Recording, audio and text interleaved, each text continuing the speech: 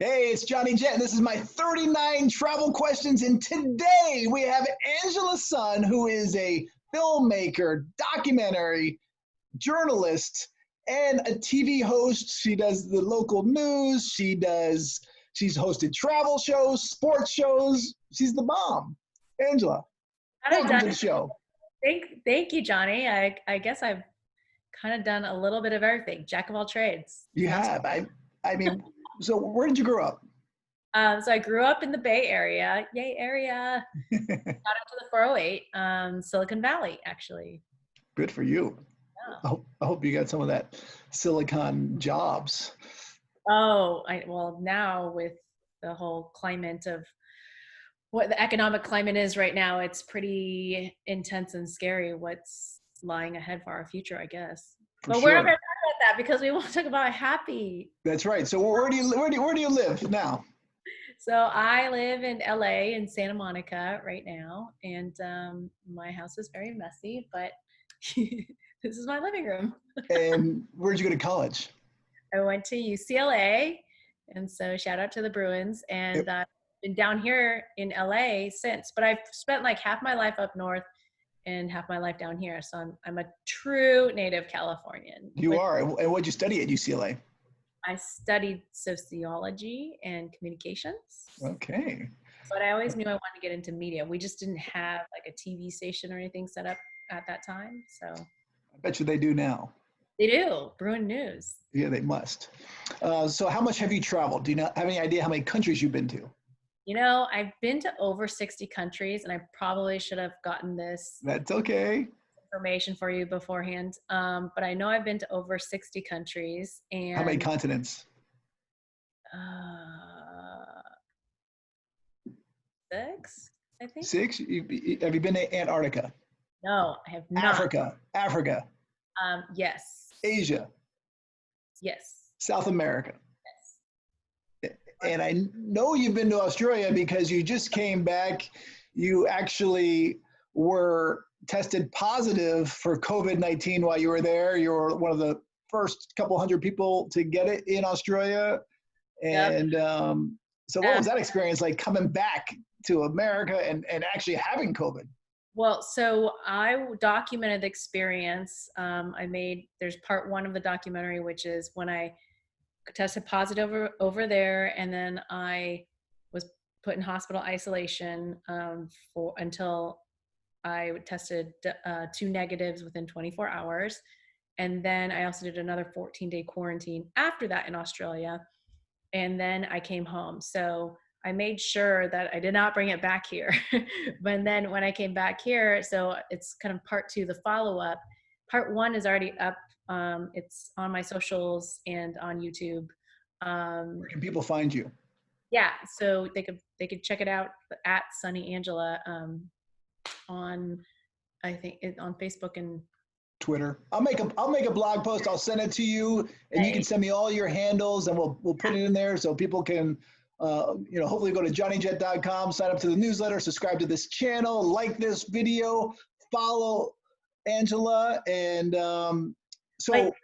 So I had to document the experience because as a filmmaker, I did a film called Plastic Paradise about the Great Pacific Garbage Patch, and as a producer and someone who always is looking at things from a different lens, I was like, well, since I'm one of the first people in here, I might as well just document the experience. And then I started sharing on Instagram Live and, kind of real time what's going on and little nuggets happening in Australia. So I studied abroad in Australia at UNSW when I was during my time at UCLA, and I fell in love with the country and the continent. And I've gone back many a time and have lots of good friends there. So I've gone back multiple times for, oh, sorry, that's my email. That's all right. I thought it was mine. For weddings and stuff as well. And so I was there for my friend's wedding. And that was right in the early stages of the pandemic when nothing was shut down yet. Life was still normal. Like people were just living life, with their friends and hugging people and touching people. And so, yeah, it was a crazy experience, and to kind of be ahead of, the curve, I guess, because I was the first positive case in the city of Cairns in Queensland, which is a very, touristic town. I mean, it's all tourism up there for mainly for the Great Barrier Reef and for diving. So it was quite interesting to have that experience. And I just want to tell people, like, be transparent and be real. Like, I've never ugly cried as much as I've ugly cried, in this little piece that I put together. And then coming back, I've been talking to experts, and I'm part of the UCLA antibody research. So I've donated blood to them and hoping to donate blood plasma. Um, and yeah. So how did they treat you in Australia when they found out that you had it and you got it at this wedding because it was all over the news? It was like the COVID wedding or something they called it. Yeah, there was about 42 cases in total, from the wedding guests and such. And Did the bride and groom get it? bride and groom did not. They tested negative, and they have been super vigilant on telling us about, like, informing us as we went along. It was just the early stages, so no one knew what to do. Like, the Department of Health didn't reach out to us till a little later. And Australia, looking back at the situation and comparing it to being now back at home now for over a month, I feel like they really did a good job of contact tracing and of isolation, and just being really vigilant on locking down their borders. Anyone who came in, regardless of if you're a national or if you're a foreigner or whatever, were immediately sent to hotels and quarantined for 14 days. And this was during the beginning. They were a little late to the game of starting to shut down borders and social distancing. They were probably like a week and a half after the U.S. But once they did it, they locked it down, and their cases are around, 8,000. In LA County alone, we have 42,000 confirmed cases, and that's just one county in all of Southern California, not even the state. So just to give you some sort of, example or comparison contrast, but I really do commend them for it. As an American, it was very weird though, because when I was there, I was like, oh my gosh, I felt like my rights were infringed on, because they really gave me no option. Like, they told me, you tested positive, you need to come in. And I was like, okay, so is there any other option? Can we just like self-isolate in Airbnb or just stay here where we are since we're already here? And they were like, well, we would prefer you to come in. And no, it's not really an option. And so I was there with my boyfriend, and he got split off and, was in government quarantine situation. And then I was moved to hospital isolation. So Did your boyfriend get it? he did not get it either. No, Wow. negative. So, I think there's so much unknown about this virus. And I know everyone is like a virologist all of a sudden, or an epidemiologist, Right. like studying and reading. So there's a lot of unknown, and I'm coming back still treating the guidelines and what the WHO is suggesting. I'm following all those. I never leave home without my mask now, and follow the orders of trying to stay safer at home and everything. And yeah, looking to the countries that have been successful in flattening their curve and really slowing down their cases, is like in Australia, is like a New Zealand, is like a Taiwan or a Singapore. They were very vigilant. And yeah, and even my boyfriend had calls like every day. Is he Australian? No, he's American, but we jokingly called it his parole officer who called, but it wasn't. It was just, Department of Health. But they contact traced everything, and they made sure they had people calling all the time, everyone. So that's a huge, stark difference. But also, one of the biggest differences, they have universal health care. They're a Commonwealth nation, and they're taken care of. And that's so much so that they take care of the foreigners, or anyone can go in and get healthcare. And they told me, like, your hospital bill, you won't have one. Like, please, Wow. we just No want bill. nothing. I literally did not pay a dime for any Wow. of my stay, which is crazy to think about here, right? Because the first thing you think about hospital ambulance, no, like, how much money is that going to cost me? So that's like a huge burden, and a relief lifted off of my shoulders, but also, you know, it was interesting when I talked to my Aussie friends and they were like, oh, they saw that as treatment and care, isolating me. Whereas, you know, it's very American and sort of like this, like America born on, you know, rebellion and going against the government, like to have that's instilled in our beliefs and our, you know, ethos. So you're like, my rights are being infringed and whatever. Looking back at all of this now, I'm so thankful that they did what they did the way they did it. And so that's the only thing I can compare and contrast on from being there and being here. And it's all different situation over here too, right? It's apples and oranges in terms of numbers and cases and population density, you know, as you know, like Australia has like half the size of the US population and the whole entire continent, which is the size of the US. So, you know. Yeah, it's crazy. I have a friend in Australia right now. She just flew from San Francisco down to Australia. Only Australians can go, I think, and maybe visa holders. And when she landed, they escorted her to a hotel and mandatory quarantine, 14 days, all paid for the hotel, 3 meals a day, a nice hotel downtown, but there's a guard outside the room door and they don't mess around. They don't mess around. And, you know, it sounds like, ooh, free vacation, Right. but it's not, because you are really stuck. Like you are really, you know, there is a guard outside and it is, you know, it's as much as it seems a bit infringement on your rights or, you know, not having freedom to move around, it's really for the protection of the collective good. And I do appreciate that about the Commonwealth nations. Like they do take care of their people. Right. So when you got out of the hospital, did you have to quarantine again in Australia or you just jumped on a plane? No, so I actually quarantined 14 days just because, just, you know, for extra precaution.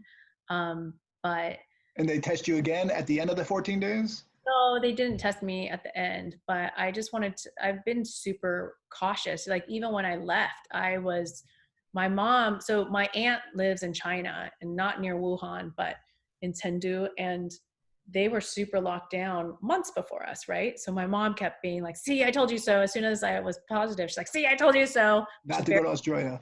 She's very Asian mom. I'm like, Mom, it's Australia. It's an island continent. It's fine. It's, you know, it's like, it's not going to reach there. And then of course, when I tell her I'm positive, she's like, see, you should have listened to me.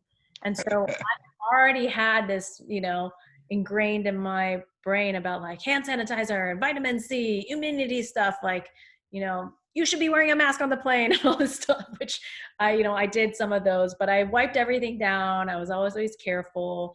And did you get it bad, by the way? Or were you really sick or was it mild?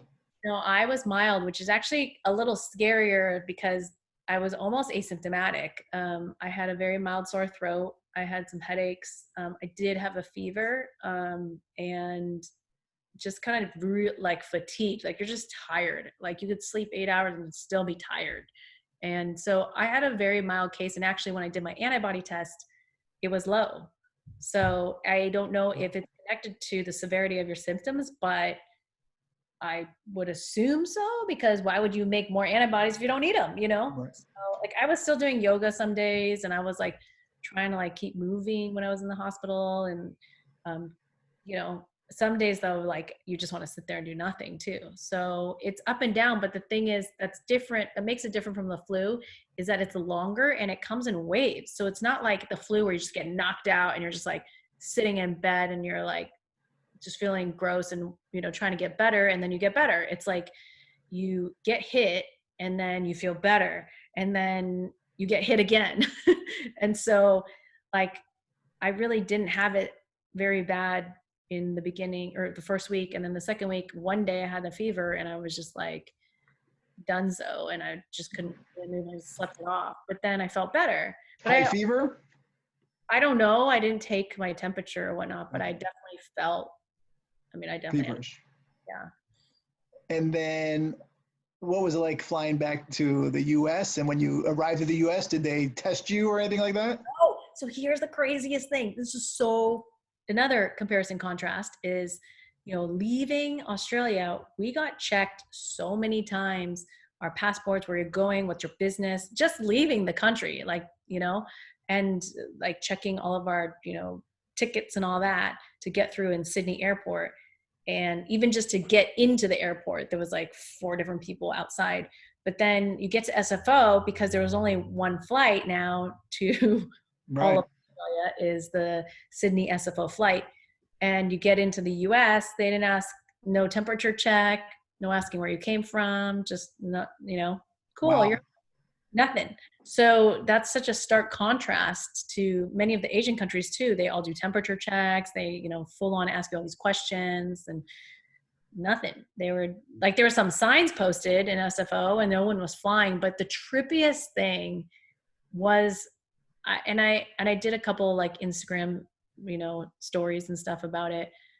But flying during the pandemic, traveling during the time of COVID is so weird. It was just like, this is an unprecedented time in history where every single airport I've been in is like a ghost town. It seemed like it's 3 a.m., but it's, middle of the day or like rush hour, and there's no traffic. There's like not even Ubers or anything. Like we got to LAX, no Ubers and stuff. Like we had to wait, like it just empty ghost town. And that's around the, at least the 4 different airports that I was at. So I was in Cairns and then Brisbane and Sydney and SFO. like, so five airports. And were the flights booked? They were probably, the domestic flights in Australia had a little bit more people, but the international flight probably was 15% full. 15. 15% full. That's Yeah. nice. And it was very different service. It was like everything was prepackaged, wrapped in plastic. None of the flight attendants could touch anything or open anything for you. So waters or, I usually bring my refillable water bottle, and like they let you do that. And any drinks. So unless it was like a can of beer or like a, the little wine thing straight giving it to you, they didn't have like cocktails or anything, or there was no service really. And you had to like go up and get your own little like sandwich wrapped in the plastic. I'm not complaining at all, but it was just such a surreal and different experience. And did you wear a mask the whole time? No, because that was also not a regulation then when I came back. I see. Anyone else? In April. Some people wore masks. Yeah, some people wore masks and gloves. But actually, when I was in Australia, they asked us not to wear masks. To take them away, not to take them away from the healthcare? No. They just don't wear masks down there. Like it's not a thing. Wow. Whereas here, it's like you are stared at if you don't have a mask in public. Over there, you're stared at if you have one. Like Still I went today, you think, or has that changed? Because it did change in America. In America, at first they said don't wear a mask. Yeah, I think it is still like that over there because they've already started opening up. Like they never really, at least in Queensland when I left, they didn't shut down schools yet either. Okay. But there's enough room to social distance. That's the thing. Like there's so much ground, natural ground to cover there, and you can social distance from your neighbors in a proper format. Whereas here, like a non-shutdown day in Coolangatta or like Gold Coast was a shut down Santa Monica, like you can't go outside and people were still outside type of day. That was like the same crowd, like the same amount of people out that I saw, which I thought was really interesting and fascinating because the first thing I noticed when I got home was, wow, there's a lot of people. There's just a lot of people, like right. So many people. So I get it when rural counties and areas are trying to open up because they're like, oh, we don't really feel it or whatever. And perhaps they can still do the social distance properly. But I think just in big cities and big counties, like even as the other counties around us are opening, like LA will be one of the slowest because we just have a lot of people. And, the numbers have not really allowed us to be able to open safely, I think. But right. So would you get on a plane right now? I would not get on a plane unless it's essential travel, just because I think airports that's where you come in contact with so many different types of people, right? So many different travelers. And as much as I love traveling, as much as we all miss traveling and want to just have like the little, carrot to dangle in front of us of the next trip, like that's kind of what gets me through always. And I thought about that too, being home. I was like, man, it's Memorial Day weekend, or like, man, what was Easter or whatever, like all these sort of milestones during the year when you're usually have plans or can make plans with friends, and now you can't even make a travel plan and you have nothing to dangle in front of you to work towards. It's a different psyche and mentality that I think we've all had to adjust to, right? For So I sure. had to too, and have to pivot, and everyone's had to like be, use a little ingenuity to pivot. Without a doubt. So we're going to do the 39 travel questions, but I think we're going to end this video and then we're going to start a new one. That way we can. Oh yeah, sorry. No, that's okay. No, this is really interesting. I think this is, we can. So the next one, if you want to hear Angela's 39 travel questions, click the link that's, I'm sure it's right here in a little box. So actually, I'm going to put it in the middle. Oh, there. So, all right. So make sure you follow Angela and follow us, Johnny Jet, and I'll see you in about a minute. Not bad.